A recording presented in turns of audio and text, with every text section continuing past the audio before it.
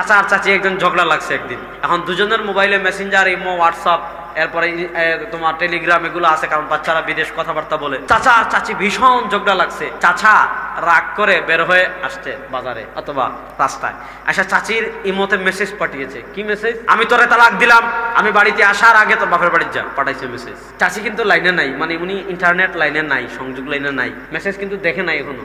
3-4 minute পর চাচার মাথা আবার ঠান্ডা হয়ে গেছে, বা 5-7 মিনিট পর চাচার মাথা আবার ঠান্ডা হয়ে গেছে। এবার চাচা চিন্তা করলো, রে কাজটা তো ঠিক করি নাই, কাজটা তো ঠিক করি নাই। হাতে হাতে মোবাইল বের করছে, করে দেখে যে চাচি মেসেজ এখনো সিন করে নাই, দেখে নাই। কি করছে? বিসমিল্লাহির রহমানির রহিম, মেসেজ ডিলিট করে দিছে। মেসেজ কি করে দিয়েছে? আচ্ছা বলেন, এই যে সে ইমো, মেসেঞ্জার বা টেলিগ্রামে তালাক পাঠালো, আবার স্ত্রী দেখার আগে ডিলিট করে ফেললো, তালাক পতিত হয়েছে কি না, এই মাসআলার সমাধান ইসলামী শরীয়তে আছে না নাই? আপনি একটা জিনিস আগে মাথায় বসাবেন, ইসলামী শরীয়ত শুধু নামাজে হাত বান্ধার নাম না। হয়তো নামাজে হাত বান্ধা এটাকে হাত বাঁধবো না, কি হয়েছে? আপনি কোথাছেন বুকের উপর বাঁধতে, আরেকজন কোথাছেন নাভির নিচে বাঁধতে, হাতই বাঁধবো না, তো কি হয়েছে? হাত বাঁধবো না, হাত ছেড়ে নামাজ পড়বো, নামাজ হবে কি হবে না? এটা কোনো ব্যাপারই না। আরে ধরে আমিন জুড়ে নাচতে, আমিনও কম না, কি হয়েছে? জোরেও নাচতেও না। আপনি বলতেছেন আমিন জুড়ে বলতে, আবার আশা বলতেছে আমি নাচতে বলতে, আমি আমিনই বলবো না, যা ওয়ালা দাল্লিন না, আল্লাহু আকবার। অথবা পরে সূরা ফিরাইলাম, নামাজ হবে কি হবে না? আপনি এটা জিনিস মাথা থেকে সরান, চালটা বুঝেন। ইসলামী শরীয়ত হাত বান্ধার নাম ইসলামী শরীয়ত না। আমিন জুড়ে বলা, আসতে বলার ভিতর ইসলামী শরীয়ত সীমাবদ্ধ না। ইকতিসাদ, অর্থনীতি, একটা রাষ্ট্রের অর্থনৈতিক ব্যবস্থা কি হবে, অর্থনীতি ইসলামে আছে না নাই? যুবকরা কথা বলেন, অর্থনীতি ইসলামী শরীয়তে আছে না নাই? আপনার বাপ দাদার আগের দাদা জীবনে ব্যাংকে টাকা রাখছে? আপনি টাকা রাখছেন কোথায়? এই যে ব্যাংকে আপনি টাকা রাখছেন, আপনার কাছে 10 লাখ টাকা ক্যাশ আছে, 10 লাখ টাকা আপনার কাছে ক্যাশ আছে, আপনি কে ডিপোজিট করে রেখে আসছেন। আজকে যারা মানুষদের ভিতর ফিতনা সৃষ্টি করেন যে মাযহাব মানা লাগবে না, ফিক মানা লাগবে না, তাকে প্রশ্ন করেন, সব বাদ বেটা, সব বাদ। ইমাম আযম আবু হানিফা বাদ, ইমাম শাফিঈ বাদ, ইমাম মালিক বাদ, ইমাম আহমদ ইবনে হাম্বল বাদ। শুধু আমাকে এই মাসআলার সমাধান দাও যে ব্যাংকে টাকা ডিপোজিট করে রাখতে পারবো কিনা। যদি বলেন পারবো, বলেন হাদিস থেকে দলিল দেখান। যদি বলে পারবে না, বলেন হাদিস থেকে দলিল দেখান। ব্যাংক থেকে লোন নিয়ে আমি বাড়ি করতে পারবো কিনা। যদি বলে পারবে, বলে হাদিস থেকে দলিল দেখান। যদি বলে পারবে না, বলবে হাদিস থেকে দলিল দেখান। ব্যাংকের ইন্টারেস্ট আমি ব্যবহার করতে পারবো কিনা। যদি বলে পারবে, আপনি বলেন হাদিস থেকে দলিল দেখান। যদি বলে পারবে না, বলবো হাদিস থেকে দলিল দেখান। ব্যাংকের সেভিং অ্যাকাউন্টে টাকা রাখা যাবে কিনা। যদি বলে পারবে, বলেন হাদিস থেকে দলিল দেখান। যদি বলে পারবে না, হাদিস থেকে দলিল দেখান। ব্যাংকের চাকরি করা যাবে কিনা। যদি বলে পারবে, হাদিস থেকে দলিল দেখান। যদি বলে পারবে না, তাও হাদিস থেকে দলিল দেখান। রাসূলুল্লাহ ইসলামের যুগে মদিনা ইসলামী ব্যাংক ছিল? তো শাহজালাল অগ্রণী এগুলা তো ছিল। ডাচ বাংলার তো এটিএম বুথ ছিল।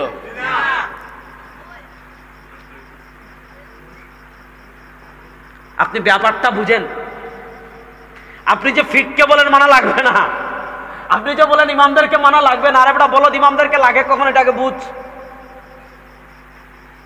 আমরা কোরআনে পেলে কোরআন মানলাম, কোরআনে না পেলে হাদিসে পেলে হাদিস মানলাম। ফাইল্লাম তাজিদ ফি কিতাবিল্লাহি ওয়ালা ফি সুন্নতি রাসূলিহি ইয়া মুআজ, যদি আমি কোরআনেও না পাই, হাদিসেও না পাই, তখন কি করব? তখন তারা যায় আব্দুর রাজ্জাক বিন ইউসুফের কাছে, আমরা যাই ইমাম আযম আবু হানিফার কাছে। পার্থক্যটা বুঝবেন। ফাইল্লাম তাজিদ ফি কিতাবিল্লাহ, মূল পয়েন্ট, ওয়ালা ফি সুন্নতি রাসূলিহি ইয়া মুআজ, যদি কোরআনে না পাও, হাদিসে না পাও, তখন কি করবা? আজকে আপনি দেখেন পৃথিবীর অর্থনীতি কোথায় দাঁড়িয়ে আছে। আপনি যদি ফিক না মানেন, অর্থনীতির কটা মাসালার সমাধান দিতে পারবেন? আপনাদের ছেলে মেয়ে কাদের এখানে বয়স্ক যারা আছেন বা যুবক যারা আছেন, বয়স্কদের সন্তান বা যুবকদের ভাই প্রবাসে আছে, এরকম কে কে আছেন দেখি একটু হাত তুলেন তো। মাশাআল্লাহ। আমাকে দেখবেন আমাদের বাংলাদেশ সরকার একটা সিস্টেম করেছে। কি সিস্টেম জানেন? আমাদের বাংলাদেশের ইনকামের 2টা বড় খাত আছে রাষ্ট্রের ইনকামের একটা বড় খাত হলো রেমিটেন্স, প্রবাসীদের টাকা, আর একটা হলো গার্মেন্টস শিল্প। প্রবাসীদের টাকা 2 ভাবে আসে আমাদের দেশে। একটা হলো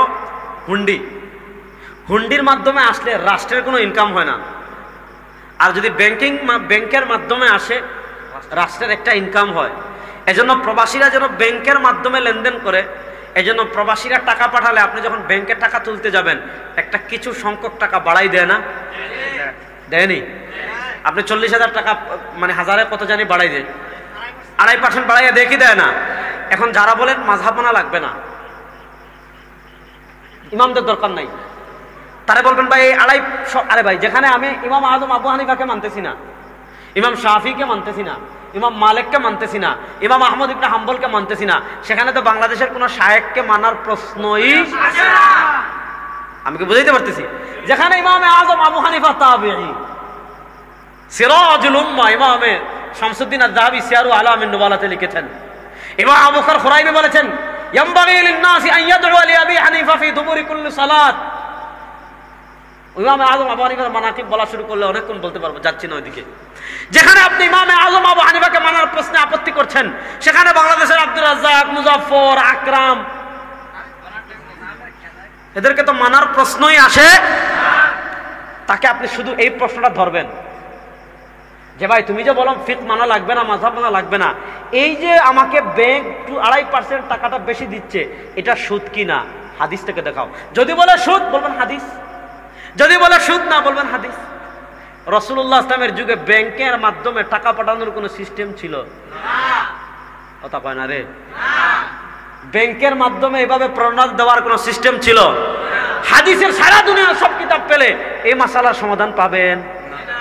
তাহলে এই মাসালার সমাধান যেহেতু আমি হাদিসে পেলাম না, তাহলে আমার এই মাসালার সমাধান জানার আর দরকার নাই। এই যে এরা এতগুলা ক্যামেরা লাগাইছে এখানে, বক্তা সাহেব ওয়াজ করতেছেন, কোরআনুল কারীমের কিছু আয়াত আসেনি যে আয়াতগুলো তিলাওয়াত করলে বা শুনলে সিজদায় তিলাওয়াত ওয়াজিব হয়? জানেননি এগুলো? জানার কথা।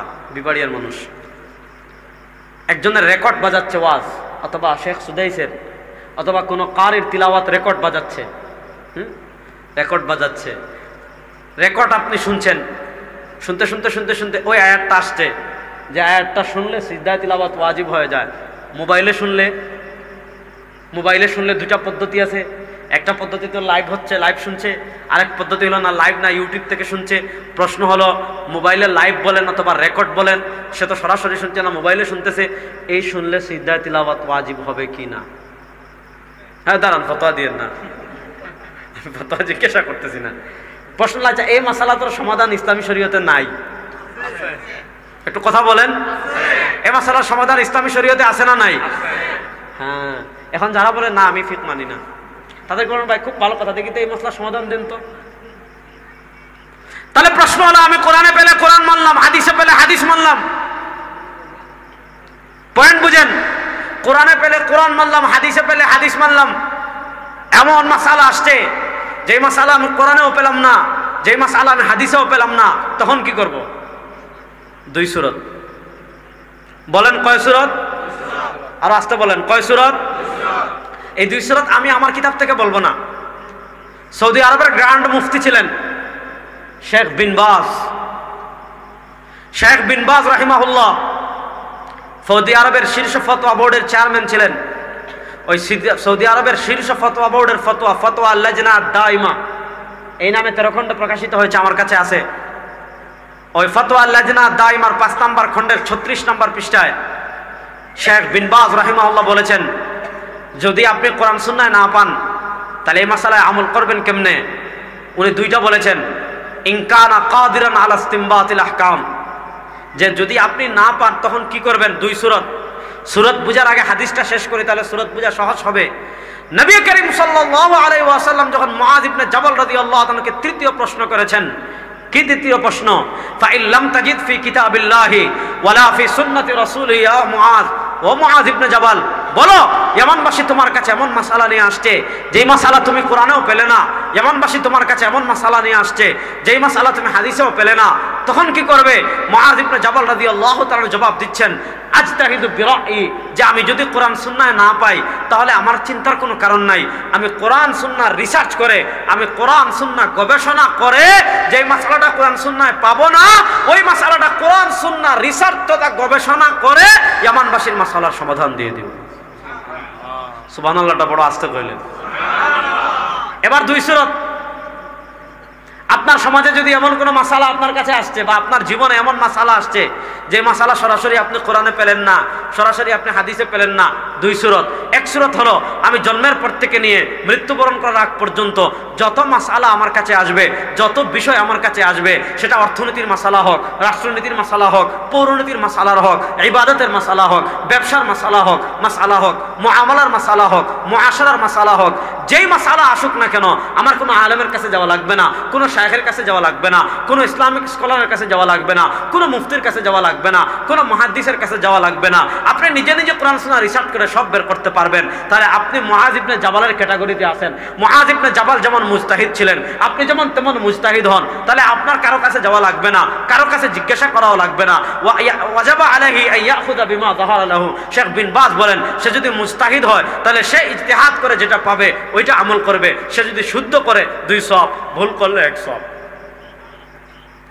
আচ্ছা, এখন বলেন, এখানে যত মানুষ আছেন, কে কে এমন ক্যাটাগরিতে আছেন যে আমার জন্মগ্রহণ করার পর থেকে নিয়ে আমি মৃত্যুবরণ করার আগ পর্যন্ত আমি যত মাসালার সম্মুখীন হব, যত বিষয়ের সম্মুখীন হব, কোনো আলেমের কাছে যাওয়া লাগবে না, কোনো শায়খের কাছে যাওয়া লাগবে না, কোনো মুফতির কাছে যাওয়া লাগবে না। অর্থনীতির মাসালা হোক, রাষ্ট্র ব্যবস্থার মাসালা হোক, সংবিধানের মাসালা হোক, হুদুদ কিসাসের মাসালা হোক, বিয়ের মাসালা হোক, নামাজের মাসালা হোক, ব্যবসা বাণিজ্যের মাসালা হোক, তালাকের মাসালা হোক, আমি সব কোরআন সুন্নাহর এত গভীর জ্ঞান আমার আছে যে আমি নিজে নিজে গবেষণা করে সব বের করতে পারবো। দেখি এরকম কে কে আছেন, হাত তুলেন তো।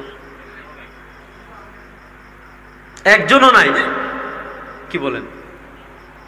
দেখে হাত তুলেন তো, কে কে পারবেন সব গবেষণা করে বের করতে? আচ্ছা, কে কে পারবেন না দেখে হাত তুলেন তো। তারপরে একটু হাত তুলেন যে আমি সব মশালা গবেষণা করে বের করতে পারবো না। এবার হাত নামান। ভাই এবার আপনি বলেন তো, যেহেতু আমরা গবেষণা করে বের করতে পারবো না, তাহলে তো আমাদের আর আমল করার দরকার নাই। হ্যাঁ, কথা বলেন না কেন? যেহেতু আমি গবেষণা করে বের করতে পারবো না, যেহেতু আমার আমল করার কোনো দরকার নাই। কথা বলেন না কেন? আমল করার দরকার আছে না নাই? তাহলে প্রশ্ন হলো আমল করবো কেমনে? জবাব দিচ্ছি বিন বাজ থেকে। বিন বাজ বলেন, ওয়া ইন কানা গায়রু কাদিরিন আলা ইসতিমবাতিল আহকাম। বিন বাজ রাহিমাহুল্লাহ বলেন, ওয়া ইন কানা গায়রু কাদিরিন আলা ইসতিমবাতিল আহকাম, যদি সে নিজে নিজে গবেষণা করে ইস্তেমবাত করে বের করতে না পারে, মুজতাহিদ না হয়, قلد إماما من أئمة المسلمين المقتدى بهم لقول الله عز وجل فاسألوا أهل الذكر إن كنتم لا تعلمون। শেখ বিন বাজ রাহিমাহুল্লাহ বলেছেন, সে যদি নিজে নিজে গবেষণা করে বের করতে না পারে, আমল করবে কেমনে? বিন বাজ বলেন, ওয়া ইন কানা গায়রু কাদিরিন আলা ইসতিমবাতিল আহকাম, যদি সে মুজতাহিদ না হয় তাহলে আমল করবে কেমনে? বিন বাজ বলেন, কাল্লাদা ইমামাম মিন আইম্মাতিল মুসলিমিন আল মুক্তাদা বিহিম, উম্মার অনুসৃত কোন একজন ইমামের তাকলিদ করবে। কেন? ফাসআলু আহলা যিকরি ইন কুনতুম লা তা'লামুন। এবার বলেন, বাংলাদেশে যারা বলে ফিকহ মানি না, বাংলাদেশে যারা বলে মাযহাব মানি না, মাশাআল্লাহ তারা সবাই মুজতাহিদ। বেশিরভাগ দেখবেন শুদ্ধ করে কোরআনই পড়তে পারে না। একজন মানে 100 জন আছে, কি কোন উল্টা পাল্টা কথা এমনি।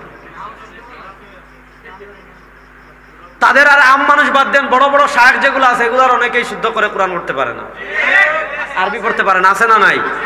আবার চ্যালেঞ্জ দেয়, রেজাউল করিম আবরারের সাথে বাহাস করবে। রেজাউল করিম আবরার তো বাহাস করার জন্য 24 ঘন্টা রেডি। রেজাউল করিম আবরার তো কাঁচা মাঠের খেলোয়াড় না, পাকা মাঠের খেলোয়াড়। আপনাদের বড় বড় শায়েখদেরকে জিজ্ঞেস করেন, আকরামুজ্জামান বিন আব্দুল সালামকে, রেজাউল করিম আবরার কোন হয়? হাবিবুর রহমান আজহারিকে জিজ্ঞেস করেন, রেজাউল করিম আবরার কোন হয়? আপনি যদি আমাদের সাথে বসতে চান তাহলে তো একটা পর্যায়ে আসতে হবে, আপনাকে অন্তত কোরআন হাদিসটা শুদ্ধ করে পড়াটা শিখতে হবে আগে। যাক, কথা অন্যদিকে যাচ্ছে, ভালো করে বুঝেন যে বিষয়টা আমি আলোচনা করতে চাচ্ছি। তাহলে প্রশ্ন হলো, আমরা যারা পারি না আমল করব কেমনে? সহজ কথা, যারা পারি না আমল করব, যারা পারে তাদেরকে মাধ্যম বানিয়ে। এই যে আমরা যারা পারি না, যারা পারে তাদেরকে মাধ্যম বানালাম, ওই মাধ্যমটাকে আরবিতে বলে মাযহাব। ওই মাধ্যমটাকে আরবিতে বলে কি? কতটা দেখেন, আমি আরেকজন ইমামের রেফারেন্স দেই। সৌদি আরবে আরেকজন আলেম ছিলেন, শেখ সালেহ আল উসাইমিন রাহিমাহুল্লাহ, নাম শুনছেন নি? শেখ সালেহ আল উসাইমিন রাহিমাহুল্লাহ সৌদি আরবের একজন গ্র্যান্ড মুফতি ছিলেন। তার কিতাবের নাম লিকাতুল বাবিল মাফতুহা।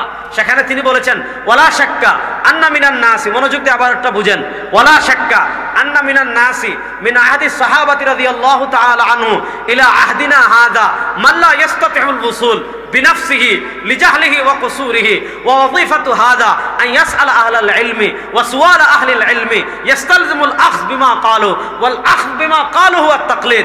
তাকলিদ এবং মাযহাবের সংজ্ঞা দিতে গিয়ে শেখ সালেহ আল উসাইমিন রাহিমাহুল্লাহ বলেন ওয়ালা শাক্কা, এত কোনো সন্দেহ নাই, আন্না মিনান নাস মিন আহাদিস সাহাবা, সাহাবায়ে কেরাম রিদওয়ানুল্লাহি আলাইহিমের যুগ থেকে শুরু করে মিন আহদিনা হাযা, আমাদের যুগ পর্যন্ত কিছু মানুষ এমন আছে, সাহাবায়ে কেরাম রিদওয়ানুল্লাহি আলাইহিমের যুগ থেকে শুরু করে আমাদের যুগ পর্যন্ত কিছু মানুষ এমন আছে, মাল্লা ইয়াস্তাতিউল উসুল বিনাফসিহি লিজাহলি ওয়া কুসুরিহি, যারা কোরআন সুন্নাহর গভীর জ্ঞান জানার না থাকার কারণে, যারা মুজতাহিদ না হওয়ার কারণে নিজে নিজে গবেষণা করে সব মাসালা বের করতে পারে না। এবার প্রশ্ন হলো, তারা যেহেতু নিজেরা গবেষণা করে সব মাসালা বের করতে পারে না, বাত ইয়ে হ্যায় वो सब लोग कैसे अमल करे, जो लोग নিজেরা গবেষণা করে বের করতে পারে না তারা কোরআন সুন্নাহ অনুযায়ী আমল করবে কেমনে? শেখ সালেহ আল উসাইমিন জবাব দিচ্ছেন ওয়া ওয়াযিফাতু হাদা আন ইয়াসআল আহলাল ইলমি, সে আহলুল ইলম মুস্তাহিদ উলামায়ে কেরামের কাছে মাসালা জিজ্ঞেস করবে, ওয়া সুআল আহলিল ইলমি ইস্তালজিমুল আখয বিমা ক্বালু, উলামায়ে কেরাম যে সমাধান দিবেন, মুস্তাহিদ ইমামগণ যে সমাধান দিবেন সেই সমাধানটা সে গ্রহণ করবে। ওই যে সে পারে না আমল করার জন্য মুজতাহিদ ইমামদেরকে মাধ্যম বানালো, ওয়াল আখয বিমা ক্বালু হুয়া তাকলিদ, ওই মাধ্যমটাকে আরবিতে বলে তাকলিদ এবং মাযহাব।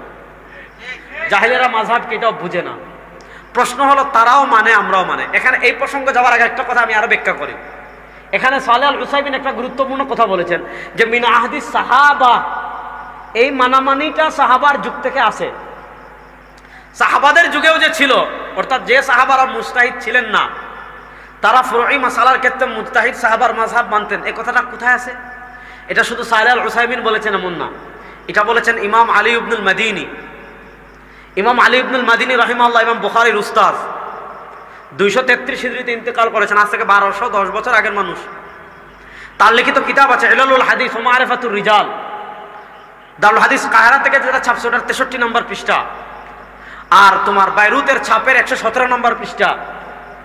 ভালো করে বুঝবেন, শেখ ইমাম আলী ইবনুল মাদিনী ইমাম বুখারী রাহিমাহুল্লাহর খাস উস্তাদ, তিনি এই আলোচনা করতে বলেছেন মা লাম ইয়াকুম মিন আসহাবি রাসূলিল্লাহ সাল্লাল্লাহু আলাইহি ওয়াসাল্লাম, লাম ইয়াকুম মিন আসহাবি রাসূলিল্লাহ সাল্লাল্লাহু আলাইহি ওয়াসাল্লাম মান লাহু সুহাইবা ইয়াযহাবুনা মাযহাবাহু, আসলে মাযহাব মান লাম ইয়াকুম মিন, এই কিতাবগুলো যারা মানে সবাই পড়ে কিনা আমি জানি না, বাকি বাংলা শেখ যারা এরা তো পড়ার কোনো সুযোগই নেই।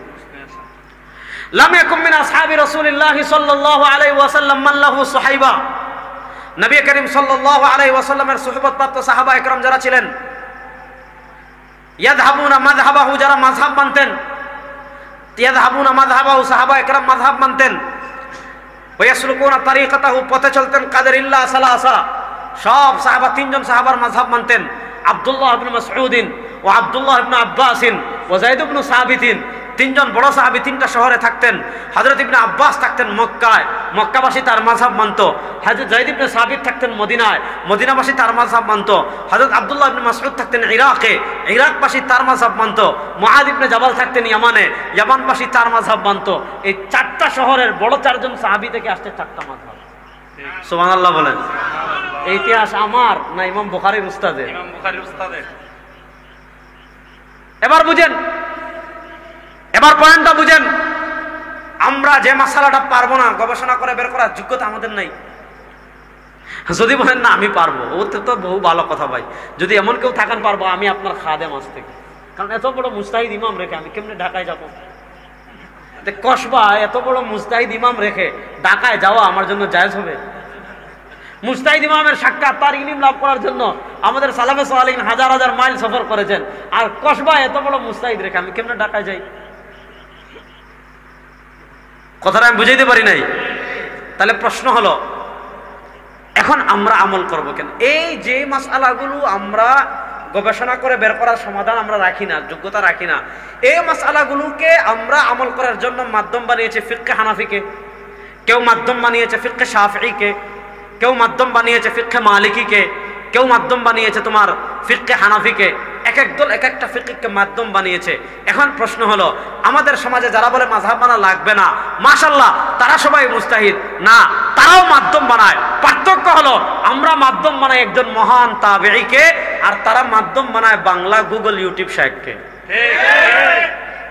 আমরা মাধ্যম বানাই এমন ইমাম, মহান ইমাম, কত বড় ইমাম, ইমামে আযম আবু হানিফা। হাদিস শুনেন, একটা হাদিস শুনেন। হযরত সালমান ফারসি রাদিয়াল্লাহু তাআলা অনেক লম্বা হায়াত পেয়েছিলেন। তিনি একদিন নবী করিম সাল্লাল্লাহু আলাইহি ওয়াসাল্লামের কাছে এসেছেন। আমি আর খুব লম্বা করব না, আপনারা মানে বিরক্ত হচ্ছেন না তো? বিরক্ত না, আরেকটু বলবো, শুনেন। হযরত সালমান ফারসি রাদিয়াল্লাহু তাআলা একদিন নবী করিম সাল্লাল্লাহু আলাইহি ওয়াসাল্লামের কাছে এসেছেন। নবী করিম সাল্লাল্লাহু আলাইহি ওয়াসাল্লাম সালমান ফারসির পিঠে ভাবে হাত দিয়েছেন। হাত দিয়ে বলেন, লাউ কানাল ইলমু বিসুরাইয়া লানালাহু রাজুলুম মিন আবনায়ে ফারস। শোনো, দুনিয়া থেকে ইলমে দ্বীন, কোরআন সুন্নাহর ইলম বিদায় নিয়ে যদি সুরাইয়া তারকায় উঠে যায়, কোরআন হাদিসের ইলম দুনিয়া থেকে উঠে যদি সুরাইয়া তারকায় উঠে যায়, নবী করিম সাল্লাল্লাহু আলাইহি ওয়াসাল্লাম বলেন, আল্লাহ সালমান ফারসির বংশে এমন একজন আলেম পাঠাবেন যিনি ওই সুরাইয়া তারকা থেকে ইলমকে আবার দুনিয়াতে নামিয়ে নিয়ে আসবেন। কথা বুঝতেছেন? যে ইলম যদি সুরাইয়া তারকায় উঠে যায়, আল্লাহ তার বংশে এমন একজন আলিম পাঠাবেন যিনি সুরাইয়া তারকা থেকে ইলমকে নামিয়ে আবার দুনিয়াতে নিয়ে আসবেন। তো মুহাদ্দিসিনে কেরাম হাদিসের ব্যাখ্যায় বলেন, সালমান ফারসির নসলে, সালমান ফারসির বংশে আল্লাহ সালমান ফারসির বংশে ইমামে আযম আবু হানিফা রাহিমাহুল্লাহ থেকে বড় কোনো আলেম ছিলেন না। সুবহানাল্লাহ। দেখেন, ইমামে আযম আবু হানিফার মানাকিব বলে আলোচনা চলে যাবে আরেক দিকে, ওদিকে আমি যাচ্ছি না। যেটা বললাম, তাহলে আমরা কোরআন মানবো, হাদিস মানবো, যে মাসালাটা কোরআন হাদিস পাবো না। এখন আপনাকে প্রশ্ন করবে, হুজুর কোরআন হাদিস বাদ দিয়ে মাযহাব মানা লাগবে কেন? এই প্রশ্নটাই ভুল। আরে কোরআন হাদিস বাদ দিয়ে মাযহাব মানা লাগে নাকি? যে মাসালা আমি কোরআন হাদিসে পাবো না, তখন লাগবে মাযহাব। কথাটা আমি বুঝাইতে পারি নাই। এজন্য তাহলে আমাদের এক নাম্বার কোরআনও মানতে হবে, হাদিসও মানতে হবে। বলেন, কোরআনও হাদিসও। এরপরে কোরআন হাদিসের না পারলে যাব মাযহাবের দিকে। ইমামে আযম আবু হানিফা রাহিমাহুল্লাহ এই কথাই বলেছেন যে আমি কোরআন যাব, কোরআন না পেলে হাদিসে যাব। ফাইদান তাহাল আমর ইলা আমির ওয়া শাবি ওয়া আতা ফাহুম রিজাল ওয়া নাহনু রিজাল আজতাহিদু কামাস্তাহাদু। বিষয়টা যখন কোরআন হাদিস সাহাবা ইকরামের মধ্যে পাওয়া যাবে না, তখন কি হবে? যদি এটা তাবিঈ পর্যন্ত আসে, তাহলে উনারাও তাবিঈ, আমিও তাবিঈ, উনারা মুজতাহিদ, আমিও মুজতাহিদ, তাহলে আমি ইজতিহাদ করব যেমন তারা ইজতিহাদ করেছেন। এবার বুঝেন, ইমামে আযম আবু হানিফা রাহিমাহুল্লাহ কোরআন হাদিস বাদ দিয়ে ইজতিহাদের দিকে যান নাই। কোরআন হাদিসে বিধান আছে, ইজতিহাদের কাছে গিয়েছেন। এমন উদাহরণ কেউ কিয়ামত পর্যন্ত দেখাতে পারবে না যে কোরআন হাদিসে একটা মাসালার সুস্পষ্ট সমাধান আছে, আর সুস্পষ্ট সমাধান থাকার পরও, পয়েন্ট বুঝেন, কি কিছু বলবেন? হ্যাঁ বসেন। কোরআন হাদিসে কোন মাসালা সুস্পষ্ট আছে, সুস্পষ্ট থাকার পরও ইমামে আযম আবু হানিফা রাহিমাহুল্লাহ ইজতিহাদের দিকে গিয়েছেন। আর হানাফিরা ওই মাসালায় কোরআন হাদিসের সুস্পষ্ট বিধান বাদ দিয়ে ইমামে আযম আবু হানিফা রাহিমাহুল্লাহর ইজতিহাদকে মানে, এমন উদাহরণ একটাও কেউ কিয়ামত পর্যন্ত দেখাতে পারবে না। এজন্য দেখেন, একটা জিনিস বুঝেন, দুনিয়াতে যত বাতিল ফিরকা আছে, বাতিল ফিরকা সবাই আমাদের শিকড়টা কাটতে চায়। ঠিক, শিকড়টা কেমনে কাটতে চায়? আপনাকে দড়ি ছাড়া রাখাল, দড়ি ছাড়া মানে ময়দানে ছেড়ে দিতে চায়। আপনার কাছে যে কোরআন হাদিস ইলম 1400 বছর পাড়ি দিয়ে আসছে, এটা একটা সিলসিলা, একটা রশি, এটা একটা লাইন, আছে না নাই? কথা বলেন না কেন, আছে না নাই? তাহলে আমি এই জিনিসটা বুঝবেন, নবী, সাহাবী, তাবেঈ, তবে তাবেঈ, আইম্মা, মুজতাহিদিন, এইভাবে একটা সংযোগ লাইন হয়ে 1400 বছর পাড়ি দিয়ে কোরআন সুন্নাহর ইলম আমাদের কাছে আসছে। এই জন্য এই যে মাদ্রাসা যেগুলো, এটা এই কথাটা ভালো করে বুঝবেন, এই কথা বলে আমি শেষ করব। এই যে মাদ্রাসাগুলো, এটা একটা ছোট্ট প্রতিষ্ঠান দেখতে পাচ্ছেন, ছোট্ট না, মর্যাদার দিক থেকে এটা অনেক দামি। এই বিল্ডিং এর নাম তো মাদ্রাসা না, দারুল দেওবন্দ শুরু হয়েছে একটা ডালিম গাছের নিচে। এই যে মাদ্রাসা, এটার ফজিলত দেখে আপনি অবাক হয়ে যাবেন যে এই মাদ্রাসায় যারা পড়ায়, হাদিস আছে ওয়াইনাল আলিম লা ইস্তাগফিরু লাহু মান ফিস সামাওয়াতি ওয়াল আরদ, যে আসমান জমিনের যত মাখলুক আছে এরা সবাই এদের জন্য দোয়া করে। হাত্তাল হাইতান ফি জাওফিল মা, পানির নিচে যে মাছ আছে মাছটাও দোয়া করে। এরা এমন কি হয়ে গেছে যে জন্য সবাই দোয়া করে? এরা এমন কি হয়ে গিয়েছে যে জন্য সবাই দোয়া করে? বুঝেন, আমি ইসলাম পেয়েছি 1400 বছর পরে, আমি কোরআন পেয়েছি 1400 বছর পরে, আমি হাদিস পেয়েছি 1400 বছর পরে। হাদিস রাসূলুল্লাহ সাল্লাল্লাহু আলাইহি ওয়াসাল্লাম বলেছেন ইন্নামাল আমালু বিন্নিয়াত 1400 বছর আগে। 1400 বছর পাড়ি দিয়ে এটা আমার কাছে আসছে। বুনিয়াল ইসলাম আলা খামসিন, নবী করিম সাল্লাল্লাহু আলাইহি ওয়াসাল্লাম বলেছেন 1400 বছর আগে, আমাদের কাছে আসছে এটা 1400 বছর পরে। এক একটা হাদিস, কোরআনের এক একটা আয়াত অবতীর্ণ হয়েছে, ইকরা বিসমি রাব্বিকাল্লাযী খালাক, অবতীর্ণ হয়েছে আজ থেকে 1435 বছর আগে গারে হেরায়। 1435 বছর পাড়ি দিয়ে আমার কাছে আসছে। আল-ইয়াওমা আকমালতু লাকুম দীনাকুম, শেষ দিকের আয়াত নাজিল হয়েছে আজ থেকে 1432-33 বছর আগে। 1432-33 বছর পাড়ি দিয়ে আমার কাছে আসছে। প্রশ্ন হলো, এই যে হাদিস বলেন, কোরআন বলেন, দিন বলেন, শরীয়ত বলেন, এটা 1444-45 বছর পাড়ি দিয়ে কসবা পর্যন্ত কিভাবে আসলো? দেখেন, আপনার এখান থেকে নদী মাত্র 1 কিলোমিটার দূরে। 1 কিলোমিটার দূরে যদি আপনি বালি আনতে চান তাহলে অনেকগুলো পাইপ দিয়ে সংযোগ করতে হয়। এক জায়গায় যদি পাইপের সংযোগ না থাকে তাহলে আপনি আর বালি আসবেন না। অনেক দূর থেকে আপনি বিদ্যুৎ লাইন টেনে আসতেছেন, সংযোগ দেওয়া লাগে। এক জায়গায় যদি কাটা থাকে সংযোগ হবে না। হরন কোথায় লাগিয়েছে, মাইক্রোফোন কোথায় লাগিয়েছে, আরে বাবারা কথা বলো কোনো তোমরা, মেশিন কোথায় লাগিয়েছে, ওই যে লাইন দিয়ে এই পর্যন্ত আসছে। এক জায়গায় একটু কাটলে সংযোগ থাকবে না। বুঝেন, 1400 বছর পাড়ি দিয়ে ইলমুল ওয়াহি, ইলমুল কোরআনে, ইলমুস সুন্নাহ আমাদের কাছে একটা সংযোগ লাইনের মাধ্যমে এসেছে। এই সংযোগ লাইন কারা? নবী করিম সাল্লাল্লাহু আলাইহি ওয়াসাল্লাম বলেন, ইয়াহমিলু হাদাল ইলমা মিন কুল্লি খালাফিন উদুলু ইয়ানফুনা আনহু তাহরিফাল গালিন ওয়া ইমতিহালাল মুবতিলিন ওয়া তা'ওয়িলাল জাহিলিন। আল্লাহ সব যুগে একদল ইনসাফ ন্যায় প্রতিষ্ঠা, আল্লাহ একদল মুতাদিল আলেম তৈরি করে দেন, যারা তাদের কাছে কোরআন সুন্নাহ বহন করে তাদের পরবর্তী প্রজন্মের কাছে পৌঁছাই দেন। এইভাবে আল্লাহ ইউটিউব, ফেসবুক আর গুগল শায়েখদের মাধ্যমে, ইউটিউব, ফেসবুক, গুগলের মাধ্যমে আল্লাহ আপনার কাছে ইলমে দিন পৌঁছান নাই। ইলমে দিন 1400 বছর পাড়ি দিয়ে আল্লাহ আপনার কাছে পৌঁছেছেন আলেমদের মাধ্যমে। এখন প্রশ্ন হলো, আপনি কোন আলেম থেকে দিন নেবেন? আপনি এখান থেকে ঢাকা যেতে চাচ্ছেন, আপনি কোন রাস্তা দিয়ে যাবেন? যে রাস্তায় ব্রিজ ভাঙ্গা, গাড়ি চলে না, রাস্তা ঠিক একদম পিনপিনা, কিন্তু এক জায়গায় ব্রিজ ভাঙ্গা, ওই রাস্তা দিয়ে আপনি যাবেন? কেন যাবেন না? কারণ আপনি গন্তব্যে পৌঁছাতে পারবেন না। আল-ইয়াওমা আকমালতু লাকুম দীনাকুম, মদিনা পর্যন্ত আমরা পৌঁছাতে চাই কি চাই না? আচ্ছা না, মনে হয় মদিনা ওয়ালা পর্যন্ত আমরা পৌঁছাতে চাই কি চাই না? এখন মদিনা ওয়ালা আমার থেকে দূরত্ব 1400 বছর। এখন 1400 বছর পাড়ি দেওয়ার যে হাইওয়ে, এটা কোনটা? 1400 বছর পাড়ি দেওয়ার হাইওয়ে হলো উলামায়ে কেরাম। কথা বুঝেন, আপনি ঢাকা যেতে চাইলে আগে খোঁজ নিলেন যে রাস্তায় ব্রিজ ঠিক আছে কিনা। আপনি কোন আলেম থেকে দিন নিচ্ছেন? আপনি কোন শায়েখ থেকে দিন নিচ্ছেন? আপনি কোন পীর থেকে দিন নিচ্ছেন? আপনি কোন আল্লামা থেকে দিন নিচ্ছেন? নেওয়ার আগে দেখেন মদিনা পর্যন্ত সংযোগ আছে না নাই। যদি মদিনা পর্যন্ত সংযোগ থাকে তিনি হাক্কানি আলেম। আর আপনি এমন শায়েখকে ফেসবুকে ফলো করেন যার স্টাডি গুগল পর্যন্ত, ঠিক, যার সংযোগ ফেসবুক পর্যন্ত, অর্থাৎ তিনি ফেসবুক শায়েখ। তিনি ফেসবুকে কয়েকটা বক্তব্য শুনে লেকচার দেওয়া শুরু করেছেন। তার দৌড়, তার সংযোগ কোন পর্যন্ত? গুগল পর্যন্ত। তিনি গুগল থেকে কয়েকটা বাংলা চটি বই ডাউনলোড করে শায়েখ হয়ে গেছেন। এটা শায়েখ না শয়তান? এটা ইসলামিক স্কলার না ইবলিস? আপনি পীরের দেখেন, আমাদের হাদিসের ক্ষেত্রে আসেন, যে হাদিস, যে ছাত্রগুলো এবার দাওরা হাদিস পড়তেছে জিজ্ঞেস করেন, সে বলবে আমার শায়েখ অমুক, তার শায়েখ অমুক, তার শায়েখ অমুক, তার শায়েখ অমুক, এইভাবে আমার উস্তাদ অমুক, আমার উস্তাদ অমুক, আমার উস্তাদ অমুক, আমার উস্তাদ অমুক। এবার মদিনা পর্যন্ত আমাদের সংযোগ আছে না নাই? আপনি আমাদের ফিকহে আসেন, আল ফিকহু যারাহু ইবনে মাসউদ ওয়া আলকামা হাসাদুহু সুম্মা ইব্রাহিম দাওয়াস নু'মান তাহিনুহু ইয়াকুব আজিনুহু মুহাম্মাদুন খাবিজুন। আমাদের তাসাউফের যেমন সংযোগ মদিনা পর্যন্ত আছে, আমাদের ফিকহের তেমন সংযোগ মদিনা পর্যন্ত আছে, আমাদের ফিকহের সংযোগ তেমন মদিনা পর্যন্ত আছে, আমাদের তাসাউফের সংযোগ তেমন মদিনা পর্যন্ত আছে। আল্লাহ রাব্বুল ইজ্জত ওয়াল জালাল সব ধরনের মূর্খতা এবং ভণ্ডামি থেকে আমাদের সবাইকে বেঁচে থাকার তৌফিক দান করুন। আল্লাহ আমাদের ছেলেদেরকে প্রকৃত আহলুস সুন্নাহ ওয়াল জামাতের অনুসরণ করে প্রকৃত দ্বীনি ইলম শেখার তৌফিক দান করুক। সবাই পড়ে না আমিন। এক নম্বর কথা,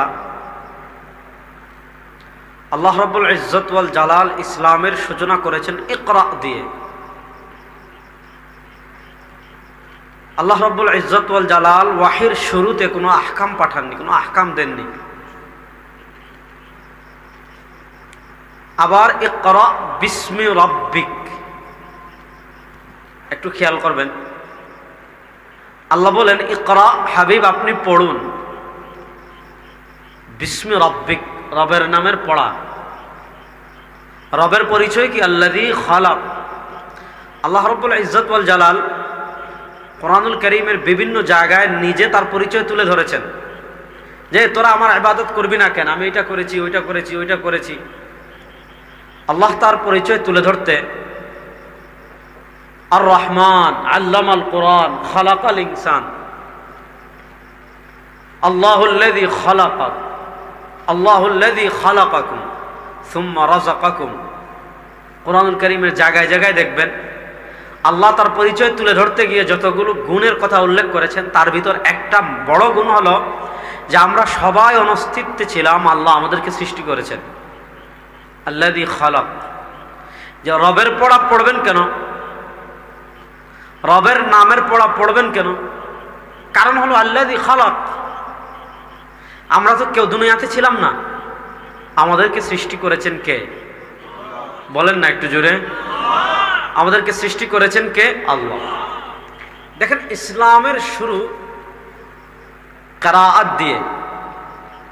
ইমাম বুখারী রাহমাতুল্লাহ আলাইহি বুখারী শরীফে পরিচ্ছদ প্রতিষ্ঠা করেছেন বাবুল ইলমি ক্বাবলাল আমাল, এই ধরনের শিরোনাম কিতাবুল ইলমে পাবেন আপনারা।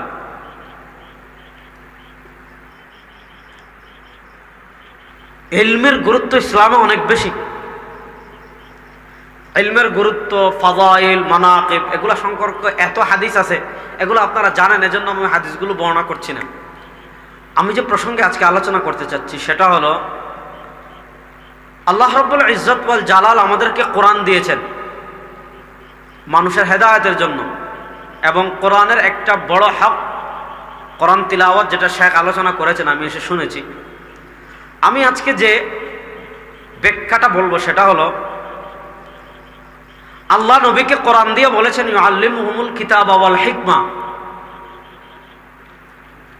যে নবী করিম সাল্লাল্লাহু আলাইহি ওয়াসাল্লাম মানুষদেরকে কিতাব এবং ইউআল্লিমুহুমুল কিতাব, কিতাব শিক্ষা দিবেন, হিকমত শিক্ষা দিবেন। এই কিতাব শিক্ষা দিবেন মানে কি? কোরআনের ব্যাখ্যা করবেন, কোরআনের তাফসীল করবেন। তিবয়ানান লিন-নাস তিবয়ানান লিকুল্লি শাই নাযালনা ইলাইকা যিকরা লিতুবাইয়িনা লিন-নাসি মা নুযিলা ইলাইহিম, যে আমি আপনার কাছে জিকির কোরআন অবতীর্ণ করেছি কেন? লিতুবাইয়িনা লিন-নাস, যাতে আপনি মানুষের জন্য সুস্পষ্ট করে দেন, মা নুযিলা ইলাইহিম, যা তাদের প্রতি অবতীর্ণ হয়েছে। ইসলামের শরিয়া হাদিস যে একটা অকাট্য দলিল, হাদিস আমাদেরকে মান্য করতে হবে। আমরা যে হাদিস মানতে বাধ্য, হাদিস যে আমাদেরকে ফলো করতে হবে, এটার পক্ষে এই আয়াতটাও একটা বড় দলিল। কেন? আল্লাহ রাব্বুল ইজ্জত ওয়াল জালাল জিকির অবতীর্ণ করে, আনজালনা ইলাইকা যিকরা, আল্লাহ আপনার প্রতি জিকির অবতীর্ণ করেছেন। এই জিকির মানে উদ্দেশ্য হলো কোরআন। আল্লাহ বলেন আমি জিকির অবতীর্ণ করেছি কেন? লিতুবাইয়িনা লিন-নাসি মা নুযিলা ইলাইহিম, যাতে আপনি মানুষদেরকে বয়ান করে দেন, সুস্পষ্ট করে দেন, মা নুযিলা ইলাইহিম, যা তাদের কাছে অবতীর্ণ হয়েছে। সরওয়ার দু আলম সাল্লাল্লাহু আলাইহি ওয়াসাল্লামকে একটা বড় দায়িত্ব দেওয়া হয়েছে, একটা বড় ডিউটি দেওয়া হয়েছে। কেন? কি দায়িত্ব? লিতুবাইয়িনা লিন-নাস, তাবয়ীন করা, সুস্পষ্ট করা, ব্যাখ্যা করা, বিশ্লেষণ করা। নবী করিম সাল্লাল্লাহু আলাইহি ওয়াসাল্লাম কোরআনের আয়াতের ব্যাখ্যা, কোথাও তাফসীরুল কোরআন বিল কোরআন হয়েছে, কোথাও কোরআনের আয়াতের তাফসীর। যারা ইমানের সাথে জুলুম মিলাবে না, জুলমের ব্যাখ্যা কোরআনেই করা হয়েছে, ইন্না শিরকা লাযুলমুন আযীম। আবার কোথাও হয়েছে তাফসীরুল কোরআন বিল হাদিস, হাদিস দিয়ে কোরআনের ব্যাখ্যা করা হয়েছে। আল্লাহ বলেছেন আকিমুস সালাহ, নামাজ প্রতিষ্ঠা করো। কাইফা নুকিমুস সালাহ, আমরা কেমনে কোরআন নামাজ প্রতিষ্ঠা করব? আল্লাহ বলেছেন আতুজ যাকাত, যাকাত দাও। কেমনে আমরা যাকাত দিব? আল্লাহ কোরআনের এমন অনেক বিধান দিয়েছেন, যে বিধান আল্লাহ মুতলাকান দিয়েছেন, যে বিধান আল্লাহ ব্যাপকভাবে দিয়েছেন, যে বিধানের নির্দেশ দিয়ে আল্লাহ ক্লান্ত, যেই যে বিধানের নির্দেশ দিয়ে আল্লাহ ক্ষান্ত হয়েছেন, মানে আল্লাহ বিখ্যাত বেশটা বিশ্লেষণ করেন নাই। আল্লাহ শুধু বলেছেন আকিমুস সালাহ, নামাজ প্রতিষ্ঠা করো। কেমনে করব? তাফসীরুল কোরআন বিল হাদিস, নবী করিম সাল্লাল্লাহু আলাইহি ওয়াসাল্লাম হাদিস নববীর মাধ্যমে, নবী করিম সাল্লাল্লাহু আলাইহি ওয়াসাল্লাম তার নির্দেশনার মাধ্যমে আমাদেরকে সেগুলোর ব্যাখ্যা করেছেন। এই ব্যাখ্যা করার দায়িত্ব দিয়েছেন আল্লাহ। যেহেতু নবীকে ব্যাখ্যা করার দায়িত্ব দিয়েছেন আল্লাহ, এবার নবীর ব্যাখ্যা আমাদের মানতে হবে কিনা, নাকি নবীর ব্যাখ্যা আমাদেরকে ওভারটেক করব? কোরআনই জবাব দিচ্ছে, মাইয়ুতির রাসূল ফাকাদ আতা আল্লাহ। শোনো, দুনিয়াতে তুমি যদি আল্লাহকে পেতে চাও, দুনিয়াতে তুমি যদি আল্লাহর মহব্বত লাভ করতে চাও, দুনিয়াতে তুমি যদি আল্লাহর প্রিয় হতে চাও, কিয়ামতের দিন যদি তুমি আল্লাহর জান্নাত লাভ করতে চাও, আল্লাহর জাহান্নাম থেকে বাঁচতে চাও, দুইটা কাজ করতে হবে। একটা কাজ করতে হবে, সেটা কি? আল্লাহর আনুগত্য করার জন্য আল্লাহ শর্ত লাগিয়েছেন, মাইয়ুতির রাসূল ফাকাদ আতা আল্লাহ। আরে তুমি যদি আল্লাহকে পেতে চাও, রাসূল করিম সাল্লাল্লাহু আলাইহি ওয়াসাল্লামের নির্দেশনাকে মানা লাগবে। মাইয়ুতির রাসূল, যে ব্যক্তি রাসূল করিম সাল্লাল্লাহু আলাইহি ওয়াসাল্লামের আনুগত্য করবে, তার নির্দেশনা মানবে, তার আদেশ মানবে, তার নিষেধ মানবে, তার আহকামাত মানবে, রাসূল করিম সাল্লাল্লাহু আলাইহি ওয়াসাল্লামের আনুগত্য করার অর্থ হলো আল্লাহর আনুগত্য করা। তাহলে আল্লাহকে পেতে হলে আনুগত্য করতে হবে কার? রাসূলের। বলেন, আল্লাহকে পেতে হলে আনুগত্য করতে হবে কার? রাসূল করিম সাল্লাল্লাহু আলাইহি ওয়াসাল্লামের। আমি আপনাদেরকে ধাপে ধাপে ধাপে ধাপে বুঝাই। ইসলামের সূচনা কাল থেকে একটা দল আছে, এদেরকে বলা হয় মুনকিরিনে হাদিস, মুস্তাশরিকিন, ওরিয়েন্টালিস্ট, প্রাচ্যবিদরা। উপমহাদেশে পুঁজিবাদী অর্থনীতি আসার পর, প্রাচ্যবিদরা টাকা পয়সা এগিয়ে যাওয়ার পর, মুসলমানদের ঈমান এবং আমলকে হরণ করার জন্য যে কয়েকটা ইজম মতবাদকে তারা মুসলমানদের মধ্যে প্রতিষ্ঠা করতে চাচ্ছে ব্যাপকভাবে, তার ভিতর একটা হলো ইনকার হুজ্জিয়ত হাদিস। একটু ভালো করে বুঝবেন, বাচ্চারা কথা বলো না। হাদিসের প্রামাণিকতা অস্বীকার করার ফিতনা। খুব মনোযোগ দিয়ে বুঝবেন। বাংলাদেশে এদের নামগুলো বড় চটকদার, সাধারণ মানুষকে বিভ্রান্ত করার জন্য খুব সুন্দর সুন্দর নাম। QRF, আপনি নামটা খেয়াল করেন। QRF, কোরআন রিসার্চ ফাউন্ডেশন। কোরআন রিসার্চ ফাউন্ডেশন, QRF, কোরআন রিসার্চ ফাউন্ডেশন। আপনি মনে করতে পারেন যে কোরআন রিসার্চ ফাউন্ডেশন নামটা কত সুন্দর। মূলত তারা ওই থিম দিচ্ছে যে রাসূলুল্লাহ সাল্লাল্লাহু আলাইহি ওয়াসাল্লামের হাদিস মানা লাগবে না, আমাদের জন্য কোরআনে যথেষ্ট। আরে বেটা, আমাদের জন্য কোরআনে যথেষ্ট। কোরআন তো অবশ্যই আমাদের আসমানি কিতাব, কিন্তু কোরআনের ব্যাখ্যার দায়িত্ব আল্লাহ তো নবীকে দিয়েছেন। কোরআনের যে আয়াতগুলো কোরআনে আমরা ব্যাখ্যা পাবো না, যে হাদিসে ব্যাখ্যা পাবো, ওই আয়াতে আমরা নবীর ব্যাখ্যা মানবো না তোমার ব্যাখ্যা মানবো? বলত কোথাকার। আমরা আজকে এশার নামাজ আমরা পড়বো না, আমি তো পড়ে ফেলেছি, আপনারা পড়বেন না ইনশাআল্লাহ? কাদের পড়ার নিয়ত আছে দেখে হাত তোলেন তো। নিয়ত কি? এশার নামাজ পড়া তো ফরজ, পড়তেই হবে। এশার নামাজ কয় রাকাত? এশার নামাজের ফরজ কয় রাকাত? 4 রাকাত। জোরে বলেন, কয় রাকাত? 4 রাকাত।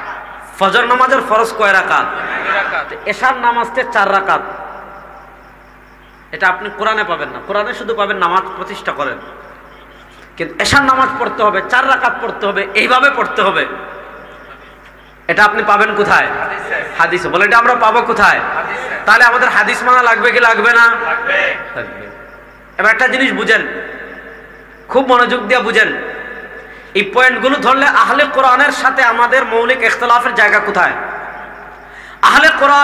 আহলে কোরআনরা হুজ্জিয়তে হাদিস, হাদিসের প্রামাণিকতাকে স্বীকারই করে না। আর আমরা বলি যারা হাদিসের প্রামাণিকতাকে স্বীকারই করে না তারা কাফের। যারা হাদিসের প্রামাণিকতাকে স্বীকার করে না তারা কি? কাফের। দেখবেন বাংলাদেশে অনেক পথভ্রষ্ট বক্তা আছে, এগুলো জাহিলে মুরাক্কাব। এরা কি প্রচার করে? আপনাদেরকে কেমনে বিভ্রান্ত করে? বলবে কবরে আযাব নাই, পরে নাউযুবিল্লাহ। কবরে আযাব মানে না কেন? যে আযাবুল কবরি এই শব্দটা কোরআনের কোথাও নাই। আরেকজন দেখবেন মাআরিফতের নামে গান বাজনা করে। আপনাদের কসবায় আছে কিনা আমি জানি না। মাআরিফতের নামে গান বাজনা হয় না?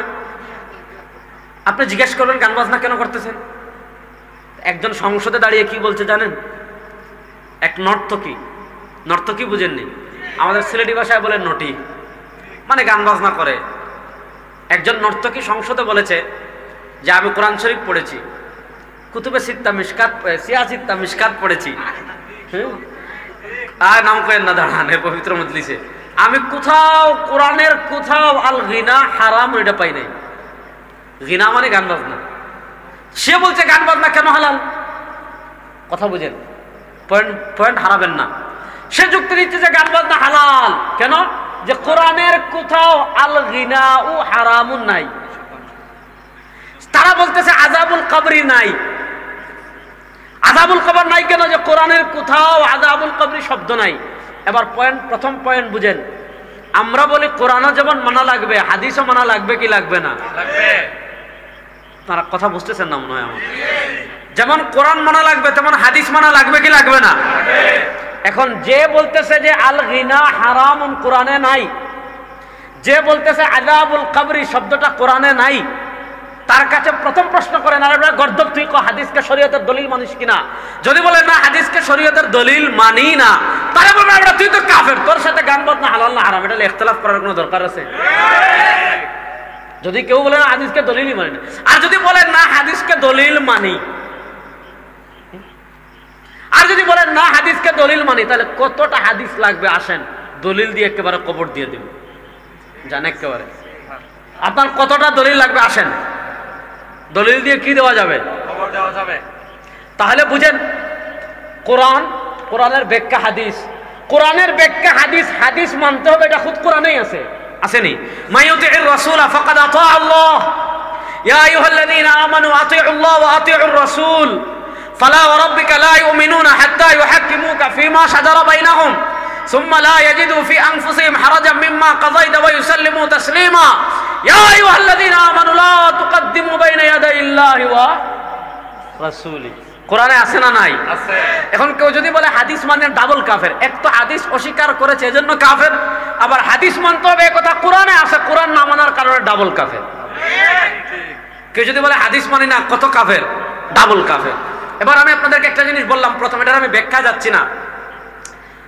কোরআন হাদিস, এবার তো বলবেন যে হুজুর আপনার হুজুর এটা আপনার 100% আপনার কথা ঠিক, কোরআন মানতে হবে, হাদিস মানতে হবে, তাহলে আপনারা ফিকহ আরেকটা কোথা থেকে বের করলেন?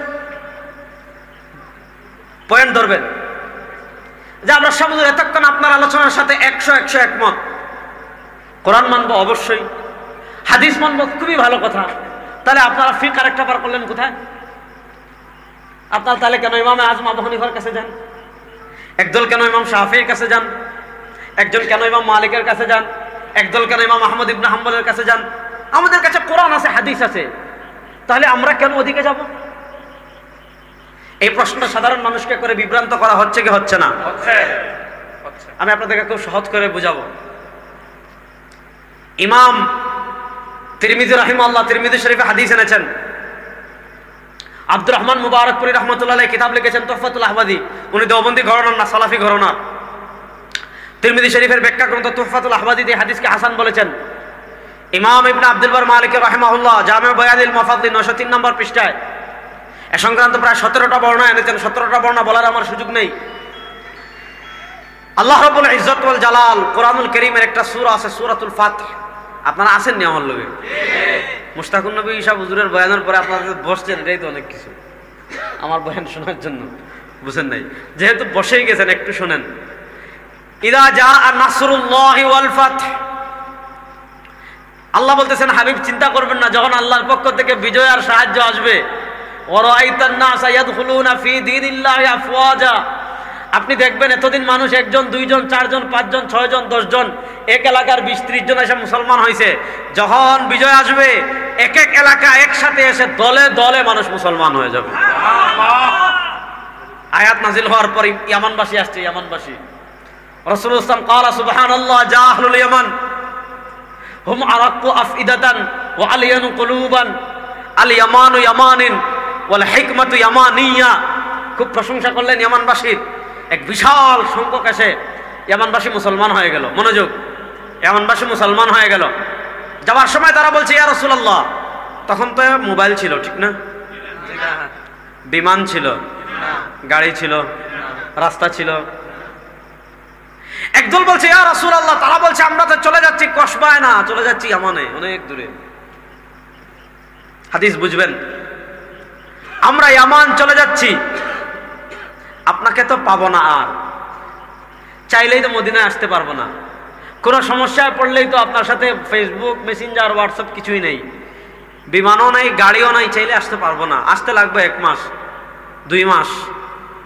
কিন্তু আমাদের তো কোরআন সুন্নাহ অনুযায়ী চলতে হবে। কাজ করেন, একজন মহান সাহাবীকে আমাদের সাথে দেন, যিনি আমাদের সব সমস্যার সমাধান দিবেন। পড়েন সুবহানাল্লাহ।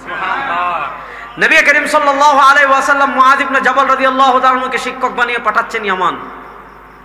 পাঠানোর সময় জিজ্ঞাসা করছেন, কাইফা তাকযি ইযা আরাসতা লাকা আরদান ইয়া মুআয। ও মুআয, তুমি এতদিন তো মদিনায় ছিলা, মদিনায় কোনো সমস্যায় পড়লে দৌড় দিয়ে আমার কাছে চলে আসতা, ইয়ামান গেলে তো আমাকে পাইবা না। কাইফা তাকযি ইযা আরাসতা লাকা আরদান ইয়া মুআয। মুআয, তুমি বলো আমাকে, ইয়ামানবাসী যখন তোমার কাছে কোনো মাসআলা নিয়ে আসবে, আমাকে পাইবা না, মোবাইল দিয়ে যোগাযোগ করতে পারবা না, রাবেতাও করতে পারবা না, কিন্তু ইয়ামানবাসীর সব মাসআলার সমাধান মুআয তোমাকে দিতে হবে। বলো, কাইফা তাকযি ইযা আরাসতা লাকা আরদান ইয়া মুআয। ও মুআয, ইয়ামানবাসী যখন কোনো মাসআলা নিয়ে তোমার কাছে আসবে, ইয়ামানবাসীর মাসআলার সমাধান তুমি কি দিয়ে দিবে? মুআয ইবনে জাবাল রাদিয়াল্লাহু তাআলা জবাব দিচ্ছেন, ইয়া রাসূলুল্লাহ, চিন্তার কোনো কারণ নাই, পেরেশানির কোনো কারণ নাই। আকযি বিকিতাবিল্লাহ, আমার কাছে তো আল্লাহর কিতাব কোরআন রয়েছে, আমি কোরআন দিয়ে ইয়ামানবাসীর মাসআলার সমাধান দিব। বড় আস্তে কইলেন সুবহানাল্লাহ। তাহলে মুআয ইবনে জাবাল বললেন কোনো সমস্যা নাই, আসেন না আমার লগে।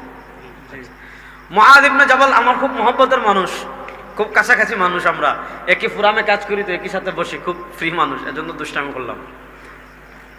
কথা বুঝেন, মুআয ইবনে জাবাল বলেছেন সমাধান দিব কি দিয়ে?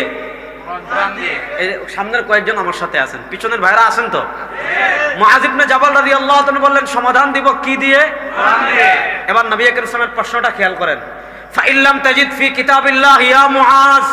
ঠিক আছে, কোরআন দিয়ে দিবেন, কিন্তু মাসালা একটা এমন লইয়া আইছে যে মাসালা তুমি কোরআনে পাইলা না, তখন কি করবা? উনি বলেন, ইয়া রাসূলুল্লাহ, চিন্তার কোনো কারণ নেই, আরে আপনি বিসুন্নতি রাসূল, আপনার সুন্নাহ হাদিস আছে না, আপনার হাদিস দিয়ে জবাব দিবেন। তাহলে 1 নম্বরে বললেন সমাধান দিব কি দিয়ে? কোরআনে না পেলে সমাধান দিব কি দিয়ে? কোরআন মানতে হবে। দেখেন, মুআয ইবনে জাবাল বলেছেন 1 নম্বরে সমাধান দিব কোরআন দিয়ে, কোরআনে না পেলে সমাধান দিব কি দিয়ে? এবার কয়েকটা কিতাবের নাম বলি। আমাদের সমাজের একটা বড় সমস্যা মূর্খতা, মানুষ বাংলার 2-4টা চটি বই পড়ে শায়েখ হয়ে যায় এক একজন। 1 নম্বর কিতাবের নাম বলি, শুনেন, ফাযাইলু আবি হানিফা ওয়া আখবারু, ইবনে আবিল আওয়ামের লেখা। উনি বেশি দিন না, বহু আগের মানুষ, আজ থেকে 1100 বছর আগের মানুষ। ফাযাইলু আবি হানিফা ওয়া আখবারু কিতাবের নাম। 2 নম্বর কিতাবের নাম বলি, আল খায়রাতুল হিসান ফি মানাকিবিল ইমামিল আযম আবি হানিফা আন-নু'মান। লিখেছেন ইবনে হাজার হাইতামি, 974 হিজরিতে ইন্তেকাল করেছেন। সে কিতাবের 62 নম্বর পৃষ্ঠায় তিনি শিরোনাম দিয়েছেন, ফিমা বানা আলাইহি মাযহাবা। হানাফি মাযহাব, আমরা যে মাযহাব বলি, এটার ভিত্তি কিসের উপর? ইমামে আযম আবু হানিফা রাহিমাহুল্লাহ বলেছেন, ফিকহে হানাফি বলেন বা মাযহাব বলেন, এটার ভিত্তি 4টা জিনিসের উপর। কয়টা জিনিসের উপর? 4টা জিনিসের উপর। কথা বলেন, বিরক্ত হচ্ছেন মনে হয়? কয়টা জিনিসের উপর? 4টা। উনি বলেন 1 নম্বর আখুযু বিকিতাবিল্লাহ, আমি 1 নম্বরে আঁকড়ে ধরব কোরআন। মুআয ইবনে জাবাল বলেছেন 1 নম্বর সমাধান দিব কি দিয়ে? কোরআন দিয়ে। কথা বলে না কেন? মুআয ইবনে জাবাল রাদিয়াল্লাহু তাআলা বলেছেন 1 নম্বরে সমাধান দিব কি দিয়ে? ইমামে আযম আবু হানিফা রাহিমাহুল্লাহ বলেছেন 1 নম্বরে আঁকড়ে ধরব কি? কোরআন। মিল আছে না নাই? আছে। মুআয ইবনে জাবালকে নবী প্রশ্ন করেছেন, ফাইল্লাম তাজিদ ফি কিতাবিল্লাহ। মুআয ইবনে জাবাল বলেছেন কোরআনে না পেলে সুন্নাহ দিয়ে। ইমামে আযম আবু হানিফা রাহিমাহুল্লাহ বলছেন, ফাইল্লাম আজিদ ফাবি সুন্নতি রাসূলি। শুনো, আমি মাসআলার সমাধান যদি কোরআনে না পাই, আমি যাব নবীর হাদিসে। যদি নবী করিম সাল্লাল্লাহু আলাইহি ওয়াসাল্লামের হাদিসে আমি ওই মাসআলার সমাধান পেয়ে যাই, আমি কোথাও যাব না। তাহলে মুআয ইবনে জাবালের হাদিস আর ইমামে আযম আবু হানিফা রাহিমাহুল্লাহর জবাবে মিল আছে না নাই? আছে। এতটুকু কথা, পৃথিবীর কোনো মুসলমানদের ভিতরে ইখতিলাফ নাই যে আমাদেরকে মানতে হবে কোরআন, কোরআন না পেলে মানতে হবে হাদিস, যদি হাদিসে পেয়ে যাই কোনো ইখতিলাফ নাই। কিন্তু বুঝেন, কথা এখানেই শেষ না। নবী করিম সাল্লাল্লাহু আলাইহি ওয়াসাল্লাম হাদিসের 3য় অংশে মুআয ইবনে জাবালকে প্রশ্ন করেন, ফাইল্লাম তাজিদ ফি কিতাবিল্লাহি ওয়ালা ফি সুন্নতি রাসূলিহি ইয়া মুআয। ও মুআয, তুমি তো বলেছো কোরআন দিয়ে সমাধান দিবে, কোরআনে না পেলে হাদিসে পেলে হাদিস দিয়ে সমাধান দিবে। মুআয ইবনে জাবাল, তুমি আমাদেরকে বলো ফাইল্লাম তাজিদ ফি কিতাবিল্লাহি ওয়ালা ফি সুন্নতি রাসূলিহি ইয়া মুআয। ও মুআয ইবনে জাবাল, ইয়ামানবাসী তোমার কাছে এমন মাসালা নিয়ে আসছে, ইয়ামানবাসী তোমার কাছে এমন কোন বিষয় নিয়ে আসছে যে বিষয় না পেলা তুমি কোরআনে, যে বিষয় না পেলা তুমি হাদিসে, তখন কি করবা? তখন তো এই মাসালার সমাধান আমাদের আর জানার দরকার নাই। আমি আপনাদেরকে খুব সহজ করে বুঝাই।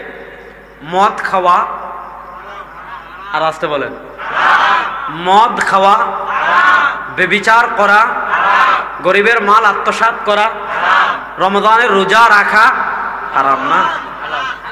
হালাল না ফরজ?